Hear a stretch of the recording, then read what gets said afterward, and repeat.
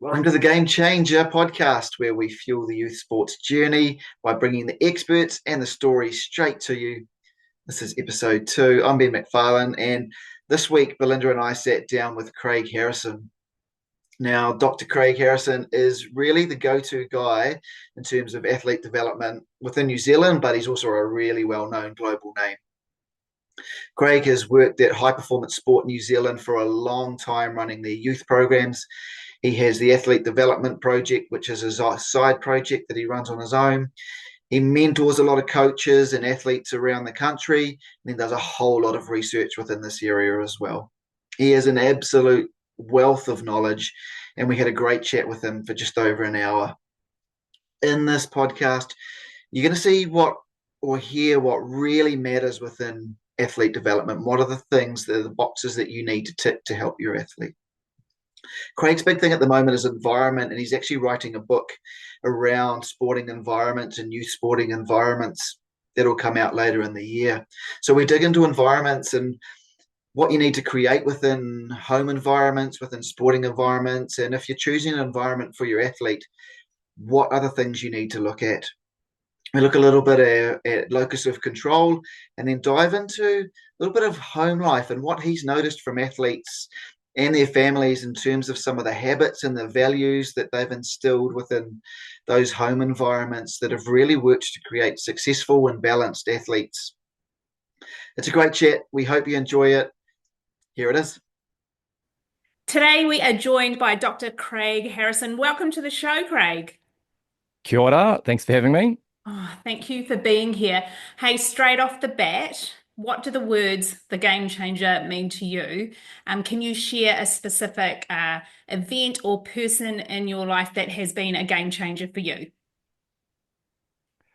Yeah, absolutely. I love the idea of changing the game. A lot of the work that I do is thinking about how we can create opportunities that expand our thinking and expand the work and the practice that we do. And I actually trace it right back to my last few years at high school, where I had some interesting experiences in the sport that I was competing in at the time. And I had a coach that I didn't get along with very well. But in hindsight, it taught me a lot about relationships, and I draw on those experiences now as I work more and more with youth and with coaches and parents that are there to help them. And so I think we're always a product of our experiences, aren't we? And so when we spend time thinking and reflecting on what we've been through ourselves, it's usually what shapes us the most. Absolutely. Awesome.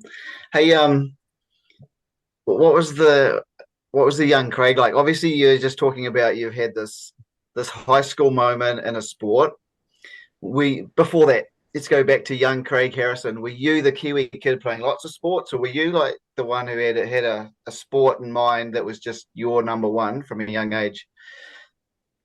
I was the quintessential Kiwi kid that did anything he could to get out of the classroom and and and play as many sports as I possibly could. So yeah, there's a long list, and I just loved it. Any opportunity to be active, and mum and dad facilitated that in amazing ways. So that was super cool. And I remember in particular my intermediate years here in Auckland, and just the opportunities that I had to get into some interesting sports, table tennis and squash, and on top of the things that I was doing a little bit more consistently. So I grew up running track and field and playing football. Those were my two biggest sports that I pursued longer term, but right throughout I was doing all sorts. So a bit of cricket in there and a bit of hockey. Yeah, just whatever I could really. Nice, and obviously a lot of exploration, like you're talking about at intermediate. And was that like school led, or is this outside of school where you got to try this table tennis and things like that? Most of it was through school, to be honest. I mean, we were doing things after school as well. Like there was club night at athletics, and then during the winter I'd be playing football. But it was, back in that day, it was a practice a week and a game. But no, just lots of things through school, lots of opportunities to get out and go to zone days and tournaments and whatever it was. I was just keen to be amongst it. I know we're going to talk a little bit about environment and maybe a little bit later, but that's key to the Kiwi growing up, having those great school environments, isn't it, in terms of sport? So you move through high school and you talk about this moment at the end of high school where you've got this coach who's not so great, and this is maybe a game-changing moment for you and maybe where your life heads and your career goes. Is this like track and field or is this football? Yeah, it was a football experience, and when I say like he was technically brilliant, and he knew the game, and there was lots of players that really got along, and so I think what I've learned is often there are relationships that don't work, and to paint someone black and white as being a great coach or a not so good coach, I think is dependent on the environment and who's around and in hindsight, it was part of me that didn't jive with this particular coach, and so I actually went back to my high school today, caught up with one of my PE teachers, and said hi to my German teacher, who's still there after 53 years. Quite incredible, really. And it was just, yeah, it was just in looking back, I wish I had some mentorship at the time that helped me through that experience, rather than walking away, which is what I did. I decided not to play in my last year of high school for the first 11, which was just a real shame. Really tough decision at the time, and looking back, I wish that there was someone that I could sit down and talk to, and was helping me to develop the skills to stay in it, but just know how to cope, because I didn't have those skills at the time to navigate the conflict, to be okay with some hardship and grow from that. And so I think that's in the work that I do now. I think there's always opportunity and experiences, and sometimes we just need somebody to help us through it and reframe it in a way that is positive, as opposed to oftentimes I think we get into these negative thought loops and we tell ourselves these specific stories, and they're often backed up by the people that love us the most. But sometimes it just requires someone to you know paint it in a different color, or tell it a different way, and then we can see that oftentimes we can grow from that. So yeah, I think that's my reflections on those couple of years in my final little bit of time at high school. Cool. Thanks for sharing that, Craig. I'm going to kick things off with our first question.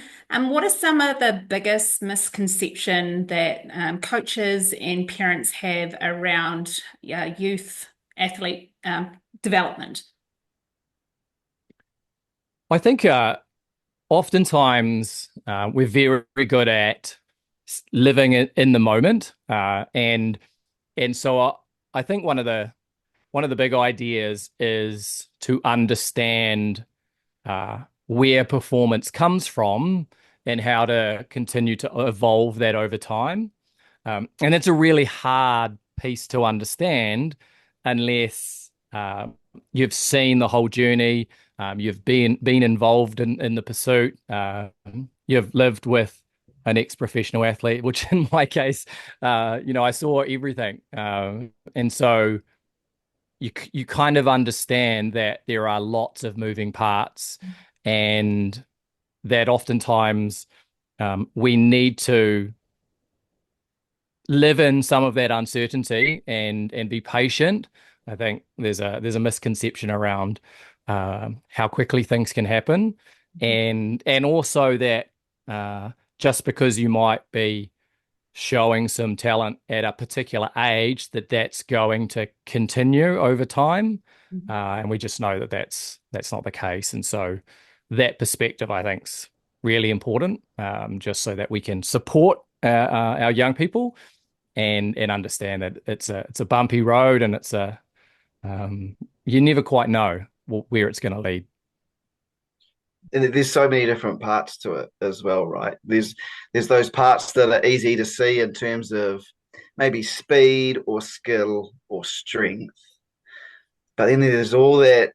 I mean, that's the tip of the iceberg stuff. There's all that stuff under the water, I guess, which is your confidence and um, your courage, perhaps, your how you're feeling about yourself, and that much more holistic things. Decision making, I think, is one of those things often.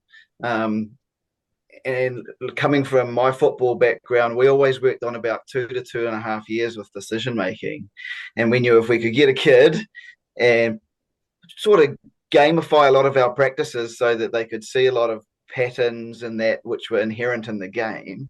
Within 2 to 2.5 years, you could almost see a light bulb come on. And for some kids, that might be 18 months. Some it took that 2.5 years. But that first year can look horrendous from the sideline. And that messaging to parents and stuff. And we actually had kids who left the team because it looked messy.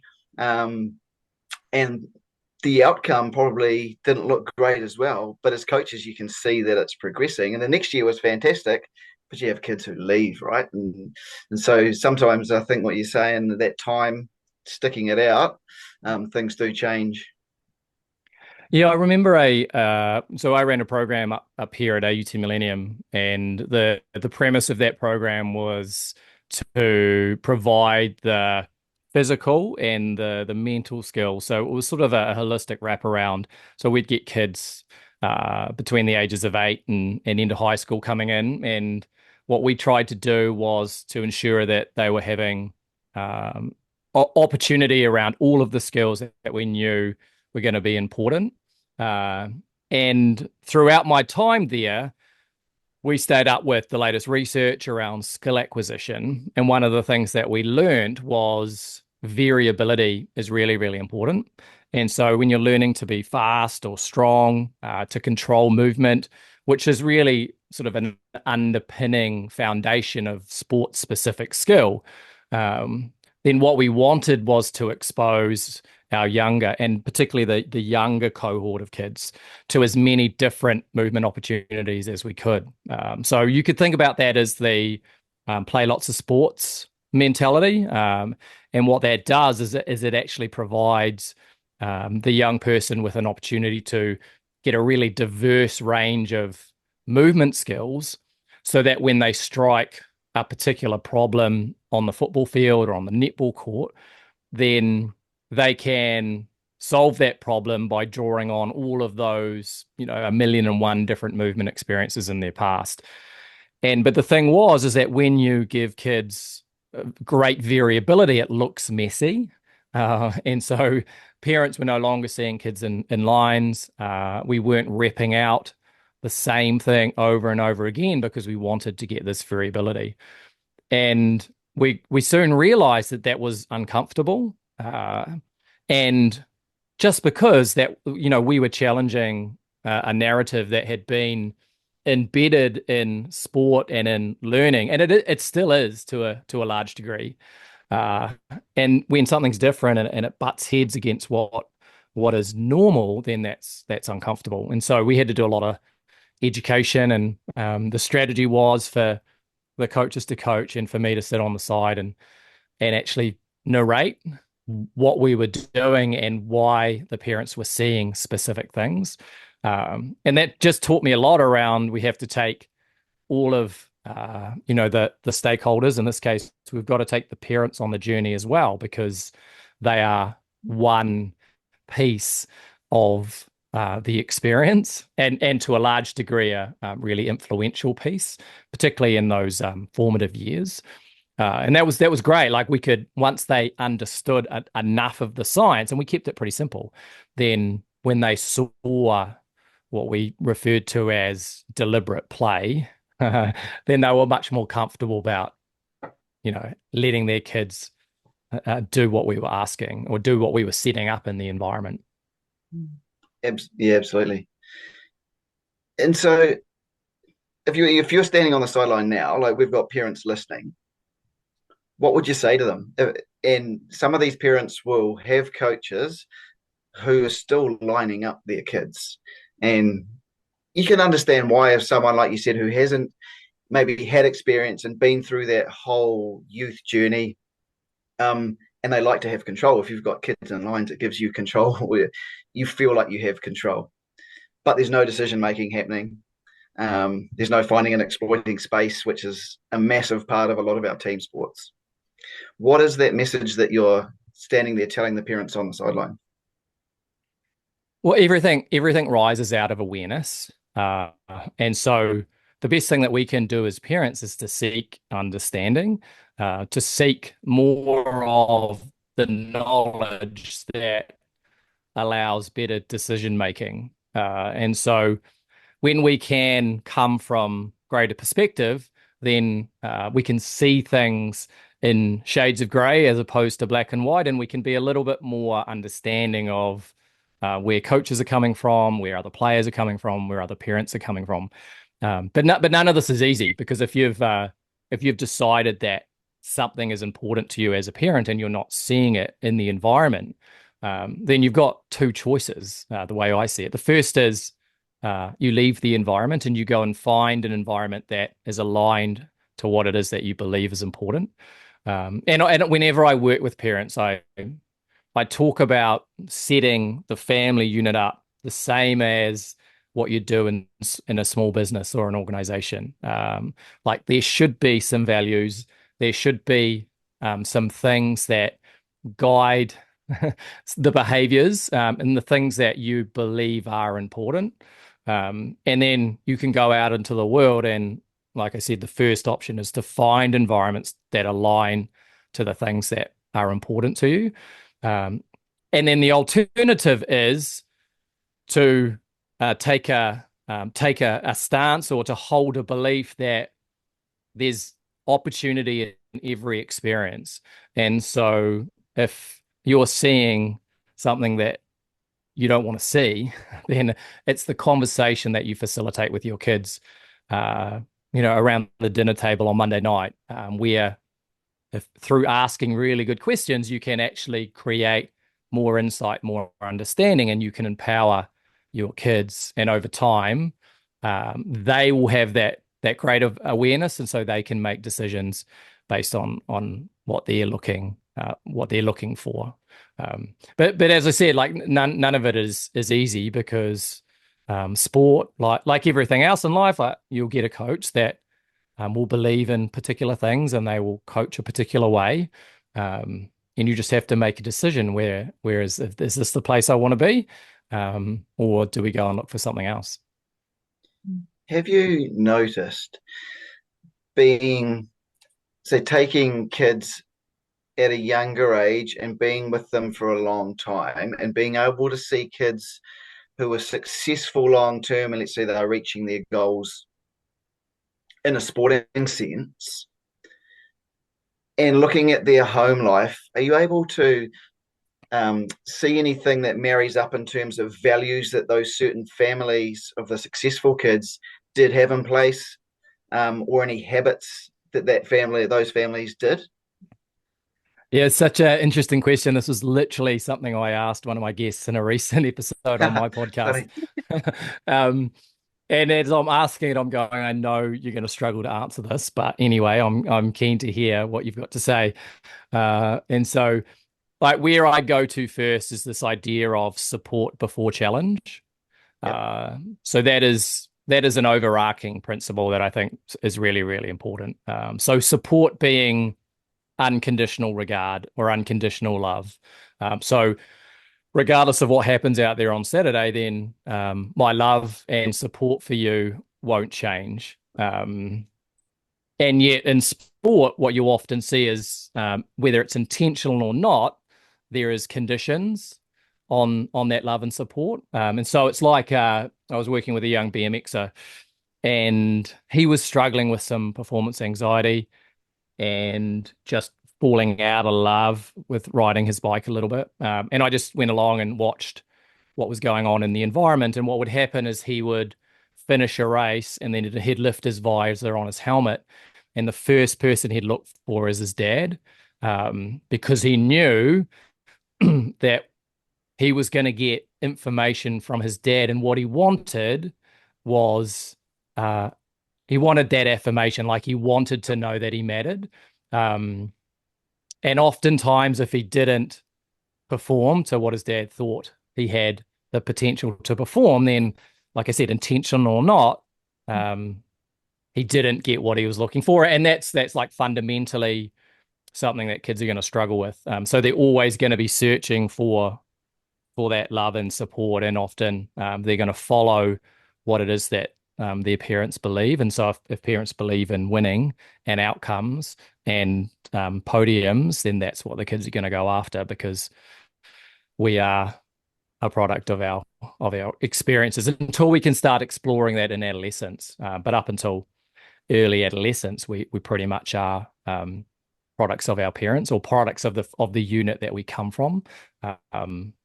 And so, yeah, it's making sure that the love is unconditional. And then we can start to, and always having standards, but then we can start to think about how we hold our kids accountable to those standards without compromising that support. And fundamentally, that's where resilience comes from.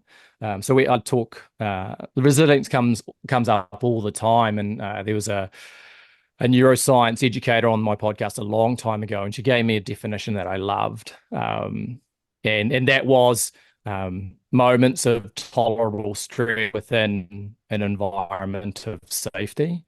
And so the home has got to be the place of safety. And that's a challenge, like for lots of young people these days, because of a multiple number of reasons. But it can be the coach. Like research shows that it doesn't have to come from home. It can come from the sports team. It can come from a teacher at school, where that young person relies on that safety and they can go back. It's like home base, always returning to that safety.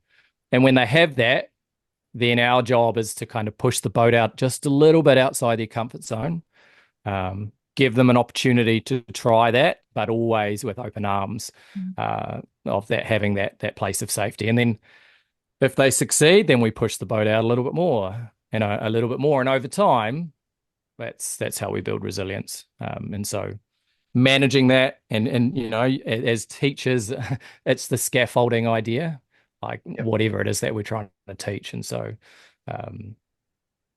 love, support before challenge, I think, is a big one. So Craig, how important is failure in youth sport? Yeah, the word failure is really, really interesting to me. Well,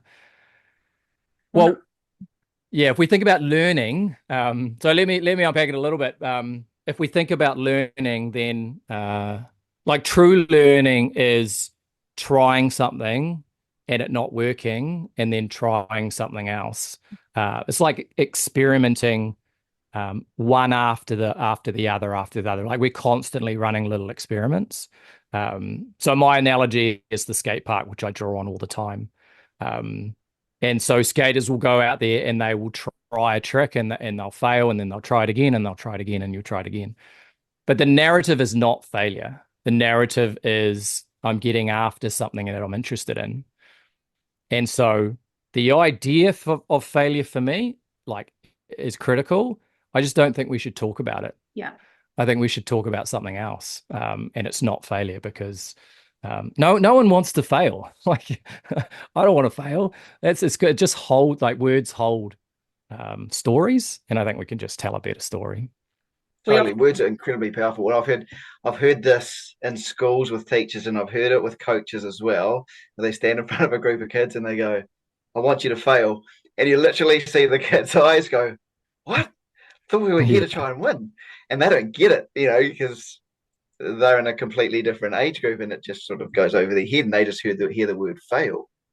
But we were talking to Zane Winsade last week, and he was talking about almost what you said before in terms of building in discomfort into just pushing your limits slightly, so you feel that discomfort and you get used to living in that space, because that's where growth comes from. And then building that out so that discomfort can potentially get bigger as you chase bigger goals, but that it just sort of becomes part of your life almost, where you're working in that that area of discomfort, chasing your goals, and growing a lot. At school, we reference James Nottingham, the learning pit. So it's all about like Nice. being at the bottom of the pit and actually, yeah, having the resilience to climb up. And so, yeah, we talk about that a lot as well with our Yeah, kids. and I love the idea of how emotions underpin some of these experiences. And actually, there's a researcher, I forget her name, but she's written a book, which again I can't remember it, but it's super cool. And anyway, she talks about like the emotion that is attached to being in that learning zone. And there's only one emotion according to her research, and that's frustration. And so if we can go after frustration, then we know we're there or thereabouts. And then it's a matter of, and I had this conversation with Isaac, my boy, just the other day, because he's starting to learn the guitar. And that's something that I play and have done for a long time. And I know exactly how it feels to want to be able to get your finger in the right place and play a note that actually sounds nice, and missing it time and time and time again and just feeling so frustrated. Um, and so if we can set that up prior to it happening, so let's talk about how learning feels. Uh, and then when it happens, my job is just to somehow like flag it for him, just to remind him that like this is exactly where he needs to be. Um, Sometimes that can be helpful because it's just reframing that experience of like, oh, this isn't bad, this is actually good. Yeah. And you can almost reframe that as this is exciting, right? This is really cool. We've found that place. And now once you push through it, Absolutely. this is what you're going to get. You're going to be able to play the guitar, but you're going to have grit and all these other things that come along with it.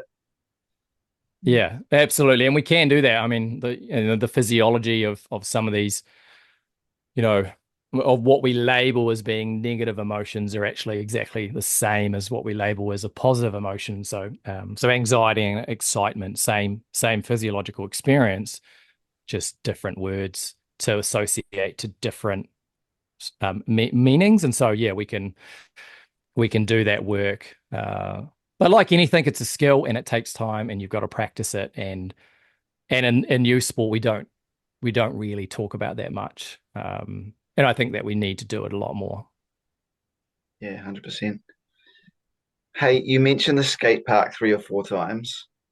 You've got a book coming out. Mm. You sent us the first chapter. Loved reading Yep. it, and I want to dig into this moment where you're driving past a skate park and you stop. And actually, it's probably actually the moment before that because you'd been working in elite sport, hadn't you? Can you sort of explain what you were doing in elite sport before you moved into youth? Yeah, so I went to Dunedin when I finished school, and I studied physical education. And at the time, I didn't really know what I wanted to do with it, but I very quickly found out that I wanted to work in exercise prescription in high performance. So I had some mentors, a guy called Craig Palmer, and another guy called Jim Cotter, and they were just like awesome people that were part of the phys ed crew down there. And the lectures were exciting, and I loved sitting them there and learning. And so I went straight into a master's. I looked at some warm up protocols for middle distance running. I was supporting the middle distance running squad down there that Craig was coaching at the time, and we had 3 or 4 of New Zealand's best middle distance runners. So I was doing that, and yeah, and so I kind of finished my masters, and then I worked as a strength and conditioning coach, is the name that we give it in high performance sport. Uh, and I did that for about 6 years, sort of piecing different sports together. Worked in netball, did some cricket, did some rugby, did some hockey. So yeah, my job was the fitness trainer, in sort of other words, right? So it was I was tasked with fitter, faster, stronger, so that Yeah. players could go out there and be their best physically. Yeah, so that's what I was doing, and then I got an opportunity, and it coincided with some frustrations around working with our elites, and a whole other bunch of things that were going on at the time. And so I went back to, yeah, so one of the guys I knew at AUT, and I was like, is there any teaching? Is there any lecturing? Is there any TAing at the time? And then he threw a PhD at my feet and said, hey, there's this, you could do this. And that was working with kids. Cool. I think one of the interesting things in that chapter that you write about is that you're working with these elite athletes and you set up a gym session or whatever it is, and they just go hard. They fully focused, trying to smash it, get as strong or as fast or whatever it is they're working on. And then you jump into this youth space and you think it's going to work exactly the same, and it doesn't. Yeah, there was a big slap in the face, really, and it just put me on the path of a huge amount of exploration and trying to understand um, one, how development works, and to ensure that we were providing developmentally appropriate experiences. Um, and also just this idea of like, what is it for? Because what is it for? And it's still a question I use all the time in my work today. If we don't have clarity around that, then our behaviors change. And so when you're working in high performance, like what is it's for is pretty clear. Like we are out there to win. We are out there to go um, and keeping, the health and well-being of the athletes in mind and in balance, but ultimately we do need to win. Otherwise, jobs get compromised and everything that comes with it. And it's tough. Like so, but working with kids, all of a sudden it's like, what is it for? Like, what are we actually trying to do here? And quickly realize that there there's meaning that we're searching for with young people. And so with the elites, like the meaning had been built and it had been associated with the identity of the person walking in the gym. So it's much easier to have a conversation with someone that's playing for, New Zealand to say, hey, like we've got this gym space over here. And we know that if we spend time here doing some strength and some speed and some power work, you're going to be better on the court or on the field, and we're going to prevent injury. And they can nod their head at that conversation, even though it takes some time to actually really get in there and for it to be interesting and meaningful when you're working with an 8-year-old. It's a completely different story. You don't have that meaning. And so what I learned was that we have to take them on a journey of trying to find meaning. And meaning comes in lots of different ways, but that fundamentally was what we were trying to do. And When, oftentimes you'd get, sorry. I was just going to dive into when you're talking about meaning, is it why am I doing this sport, or is it, can you dig into that Who a am little bit? I? Who am I? Yeah, Gotcha. it's Yeah. like, who am I and where do I matter? Yeah. Those are the two kind of big questions that we need to ask. Um, because what you see, and this is what we need all to be really very aware of, is that if we specialize into a sport, for example, and so we're 12 years of age, and everybody's been telling us that we're amazing, and we've been getting praise and recognition and affirmation from all of our friends and the system and all of our teachers. Very quickly, when you ask that question, who am I, whether the child can articulate it or not, who they are in their mind is I'm a footballer or Yeah. I'm a netballer. Um, and then it all kind of falls apart when they go through early adolescence and they experience puberty and other kids that are it's slower in their physical development, they start to catch up, and maybe Yeah. they get an injury, and then maybe they actually fall in love with some other things, and they're like, oh, but I thought I was this football person, but now I'm like, I really enjoy this other stuff. And so um that's what it really about. It's like just trying to find some meaning over that really sensitive period of development. And that I mean, sport is such a magical thing to be able to do that with, but it goes back to that question, like, what is it for? And for me, like, that's what it's for. And is that around shaping it as in, or trying to get to a point where it's more, this is who I am and I play that sport rather than my identity is that sport? Yeah, absolutely. I mean, the research is quite clear around we want to go after multiple identities. So that's really important from a self-efficacy, self-esteem point of view, particularly when a young person strikes adversity, like a career-ending injury. Like we've got kids that are doing their ACLs at 14 years of age, and we know that the recovery from an ACL is it's hard yakka, and you often don't come back the player that you were. Um, and so while there's opportunity in that experience, and there's always opportunity, we just have to make sure that there are other things going on. Um, and when there's not, and the consequences of failure, like not making the team, not winning the championship, like those consequences just feel dire to a young Yep. person, and that's where it can all go wrong. So we're just trying to keep that diversity of experience for as long as we possibly can. I loved Yeah. reading the first few pages when you talked about the skate park and the learning that happened just with, the skaters themselves that were learning from each other. I was thinking back to a time, it would have been, I don't know, over 10 years ago at my previous school. We started the learning through play journey. And it was quite the journey for both the teachers who had to then release control and then also the parents. So it was a lot of educating, the teachers learning as well as the parents. But yeah, it was a fantastic shift. But when is your book coming out? Are you allowed to say? Yeah. Because like we only got to read the first 4 pages, and I was keen to Yeah, read more. it's been a long time coming, and I do have a timeline in mind, like the middle of the year. Okay.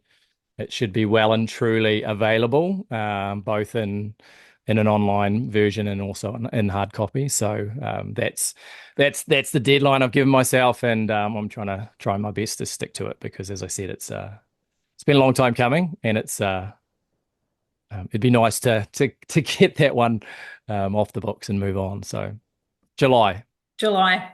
Okay. throwing it out there. We'll stick to that then. We'll keep it. Yeah. So, Craig, environment's kind of your baby at the moment. Is that right? Like that. Yeah, yeah, Um, absolutely. and I know you keep harking back to that skate park. Are there other places you see that environment out there in the world? Yeah, so what the skate park taught me was that there are multiple ways to learn. Uh, and while that is challenging for us, because that means that we have to get more comfortable with uncertainty and we have to be more willing to try some things. What it essentially gave me was more freedom, because I've got more tools in my toolbox. And so what I've learned about environment is that it's really important to understand how you can shape environment, but it's also very important to understand what it is that you're trying to do. And so what I've learned is that coaching, teaching, uh, leading, like it's just one little experiment after the next, after the next, after the next. And so, and each time we have like, what is this problem that we're trying to solve? And then based on the problem, so I'll give you an example, right? So the problem might be an engagement problem. Like we've got a team of 10-year-olds and they're turning up to a team training, and half of them are just not interested, and the other half just want to get in and play the game. Um, and so the coach has an issue with trying to create an environment that is going to serve the kids that are really keen and probably have had some success in the game and have probably talked about the game with their dad or their mum watching it on TV, and then you've got other kids that are new to the game and don't have a lot of understanding or interest. Um, and are there for different reasons. Maybe they just showed up because one of their mates said it would be a good idea. Maybe one of their parents thought it would be a good idea to go and try something new. And so you've got Seen this this a problem million as a times. coach. Yeah. Yeah, yeah, Yeah. like it's a massive Yeah. one, right? Yeah. Yeah. Totally. And so the coach has got to understand, and I spend a lot of time diagnosing problems. It's like, what is the problem? Like, what are we trying to change or to resolve here? And then when you get very clear on what the problem is, then you can design the environment accordingly. So we can go after that's something that's very what I call compliant. So we can have a whole bunch of control, and there are certain problems where we want to keep the control. Um, so one that an obvious example is when physical or emotional safety is at risk, and so as an adult, we need to dial in the control and really, and so we're not risking emotional harm, for example. Um, and there's a whole bunch of other examples in the book that I talk to. So that was more kind of, the elite sport type of environment that I learned from. But what the skate park did was it showed me that we can actually play with the level of control. And we can also play with the level of structure. So I define structure as being, the physical and cultural components in the environment that dictate the choices that the learner can make. So if you go back to the skate park, the physical environment dictates the range of choices that the learner can take. So if you see, a half pipe or a rail or a box or whatever it is, if there's all this stuff, then you've got all of these options available to you. Um, and then what the skate park also has, it has a cultural structure.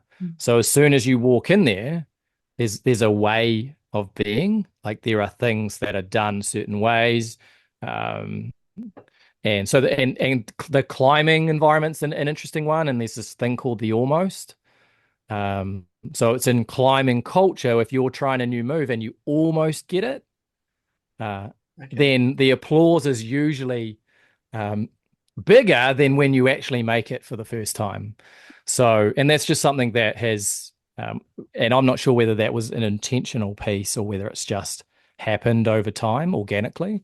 But that's part of the cultural structure. And we can be like really intentional about creating that, Yep. which is the bit that sets us free. So, and then it's control, like that's the other lever that we can pull. So how much do we dictate which decision the learner's going to take? So we can have really low control, which is, typically your skate park, where they get to choose. Or we can wind it right up and we can direct, or we can instruct, which is what you see a lot of in more traditional sport. And the mixture and ratio can change to whatever, I guess, is needed based on the individuals in front of you. Exactly. Yeah. So once you understand how you can pull on each of those levers and manipulate them, then you design based on the environment. And the thing is like when you get really good is that you can toggle between the different environments in the same session. Um, so it doesn't have to sit static for one session or for a season. You don't have to be a coach that has high structure, low control. You can actually move in and out of those environments based on the problem that you're trying to solve. Um, and that's what great coaches do is they understand the problem and then they manipulate the environment accordingly. The environment's massive. Eh? Like we live in Rotorua, and we have this incredible forest, which is full of runners and Yeah, cyclists and everything. And I think those mountain bike trails in there are very, very similar to your skate park. The kids are in there from the time they can ride a bike, riding trails. You get a little bit of guidance, maybe, but essentially you're learning with your mates and you're challenging each other.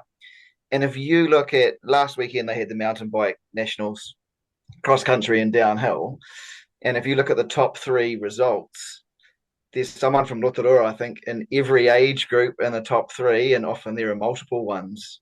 And that has to come down to a big part of that. And I'm sure within there's a coach who's actually taking a little bit of control at times, but a lot of that has to be growing up in that environment and that culture around that of trial and error and having fun and encouraging each other to do more. Yeah, yeah, absolutely. That's a great example, Ben. I think that it's similar to a skate park.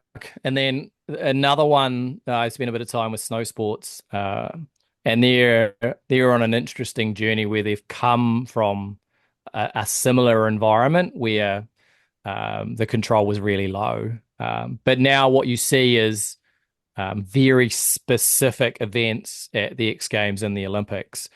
So you now are a half pipe rider, or you now are an X skier, whereas back in the day, kids would do everything. And so with that specialization, and as the stakes raise, then the coach becomes more and more important in some respects. And so there's always a role. There's always a role for a teacher or a mentor or a coach, whatever you want to label them as. Um, it just depends on what it is that you're trying to do as to how they show up. But I think in general, and the premise in the book is we need more skate park environments, Yeah. be it, just shaped up in football or in netball or in cricket or whatever the case may be, because, yeah, and funnily enough, it kind of aligns to some of the talent research as well. Definitely and some of the injury research, we go back to kids will move with more variability when they get to choose what they do. So that's pretty cool as well. Yeah, totally. Craig, I'm interested. you go, Ben. I can see you've got a burning question. Yeah, I do. Before you get to those last four, Yes. coming from your background in strength and conditioning, now talking about environment like the skate park environment, and looking, say, at some of these other sports, field sports, say football, hockey, netball, basketball on the court. I can see how you can create an environment within your trainings there that is like a skate park. If you've got players who need their to be fitter, faster, stronger, does that come into coach takes control, takes them to the gym, or coach is doing that as part of training? Are they doing it as changing the environment so that specific movements are building strength, or there's running games that are building speed? How do you go about doing that? Yeah, so that is the journey that we went on at AUT Millennium, where we were seeing kids in high control environments not wanting to be there. And so we had some kids where, because they had meaning, for better or worse, when we put something of high control in front of them, and there's always got to be a bit of trust there as well, then they will willingly take that on, and see it as advantageous. And then you've got other kids that uh, they will look at some very high controlled gym environment and just get bored to tears. Yeah. And so what we needed to do was we needed to create purposefully playful environments. And how you do that is you just create movement problems. And so we would have kids that had to go across monkey bars and navigate obstacles along the way. So we knew overhead strength and shoulder stability was a big area of focus. And so we would create problems where they'd start at one end of the monkey bar and they'd go through it and they'd have to navigate obstacles. They might have to catch tennis balls along the way, with the goal of getting to the end, because the end was how they solved the problem. And fundamentally, like, humans are goal-directed beings. And so when you say 3 sets of 10 squats and you do one squat, then you're like, well, I've solved the problem. And now you're asking me to do a whole bunch more. It's like, why? Yeah. And you and I can understand why, because there's adaptation that we're after and we're wanting to do all of these things. But a 10-year-old's going to look at you and not really have that meaning. So But is when you there an say, hey, age like we're gonna, where is there yeah, an like, age that's where they another, get to yeah, where or is it more of a there's, development thing? yeah, it depends on which developmental psychologist's theory you subscribe to. Right. Um, um, but like there is a stage, and it typically coincides with late childhood, early adolescence, where kids become better at their abstract reasoning. And so what that means is they can actually think um, a little bit more hypothetical. They can think into the past and into the future. And so you can have those conversations. Whereas before that, kids are much more concrete in the way that they think. And that's why they're so mindful. Like they're always in the moment. And it's also what frustrates the hell out of us sometimes, where you're wanting them to move on to the next moment and all they're doing is staying where they are. And so it's why kids are such great teachers, like incredibly mindful. But that all changes in that early adolescence phase. But it is a product of experience as well. So it's again, what I've learned is that most of the stuff comes in shades of grey, which is it's challenging because it doesn't give us black and white answers. Like we can't say when they get to 12, Yep. then you can have these conversations. It doesn't kind of work like that. So, Craig, I'm meant to be the timekeeper because Ben would talk to you for hours. Ben, I'm going to Yeah. be looking at the time.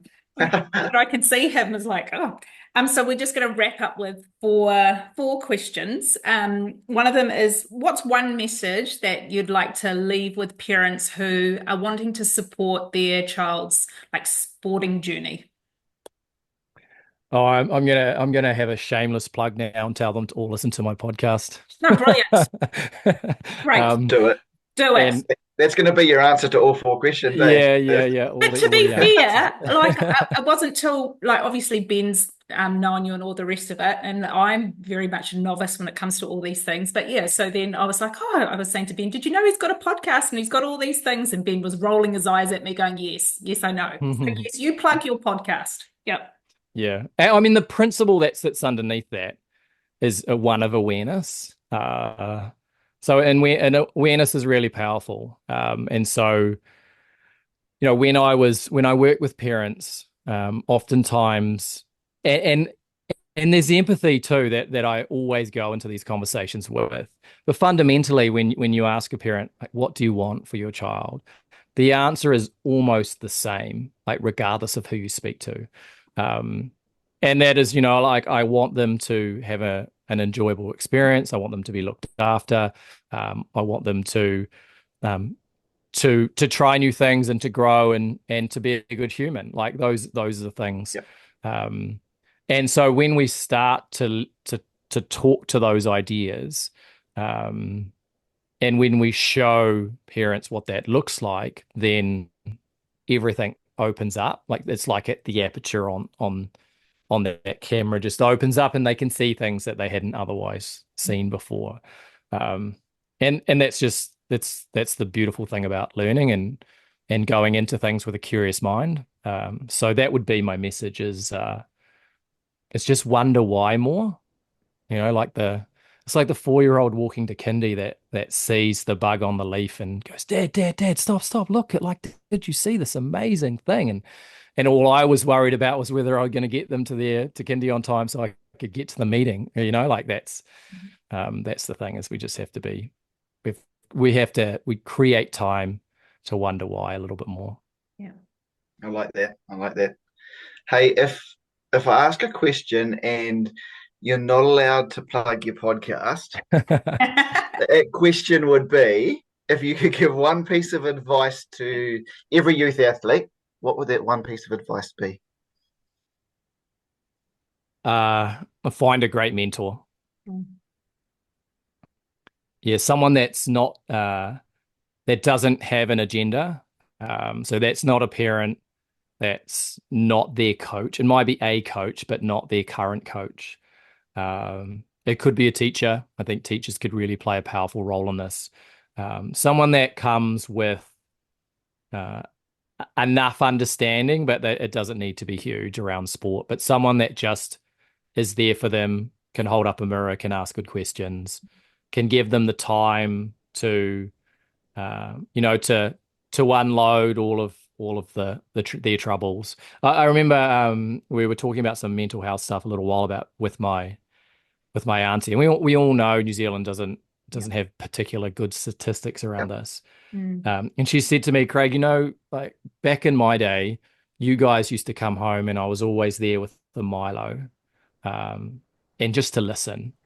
And it really like it struck a chord with me, and I think that's what a mentor can do. Like we need to probably be a little bit more intentional about that stuff now because the world has changed, and there's some real hardship out there.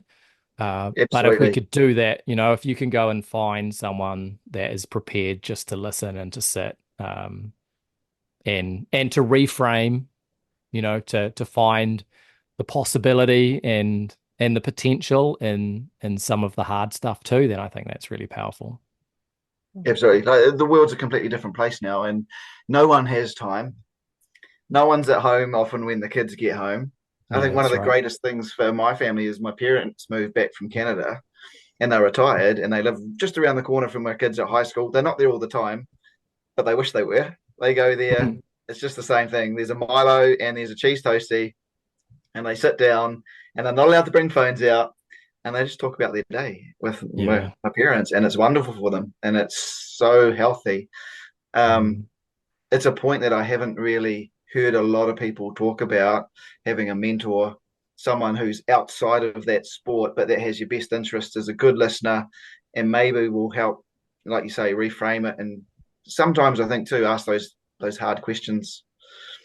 Mm. Yeah, Yeah, yeah, it's absolutely. it's really Because cool. we live in our own bubbles, and a lot of the time we get told the things that we want to hear. And oftentimes we miss the stuff that's actually the stuff we need to hear. So, and a mentor who has the trust and is there in the best interests of the young person, they're in a great place to ask those questions. Yeah, totally like that. Okay, so plug away. So where can people learn more about your work? Mhm. Yeah, so I mean, I've got a website, just drcraigharrison.com, drcraigharrison.com. But there's two places to go. The first is the podcast. It's called The Athlete Development Show. I think we're up to episode 184. So there's a few in the archive to flick through and choose from. It's pretty wide ranging, which probably speaks to my eclectic nature at times. But yeah, that's super cool. And then the other one is I have a newsletter that I send out every week, and you can find that on my website. You can sign up and yeah, that's just full of kind of tidbits that are on my mind or the things that I'm thinking about. And yeah, hopefully that's helpful. Cool. Yeah, I can speak to that. And I've listened to a lot of your pods and read your newsletter all the time. They're fantastic. And look, I know you do workshops, you speak, you work with athletes. I think you've even got online courses on your athlete development platform, and your mentor coaches and everything around. So if there's anybody out there who needs it, now you know where to go, and we'll put all that in the show notes as well. Craig, just a massive thank you from us. Like Belinda said, I would sit here till 3 o'clock in the morning talking this stuff. I geek out on it, but it's been awesome just to spend the hour with you. So massive thanks from us. Yeah.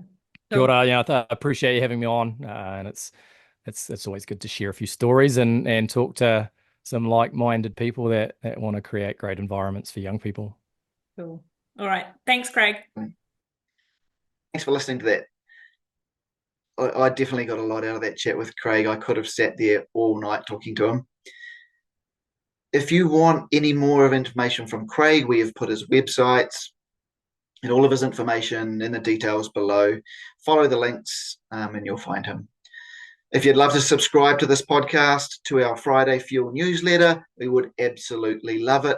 The more people who do, the more that word gets out there and more people subscribe, the bigger, better guests we can bring on. And that's only going to help you. It's going to help our community. It's going to help our youth athletes.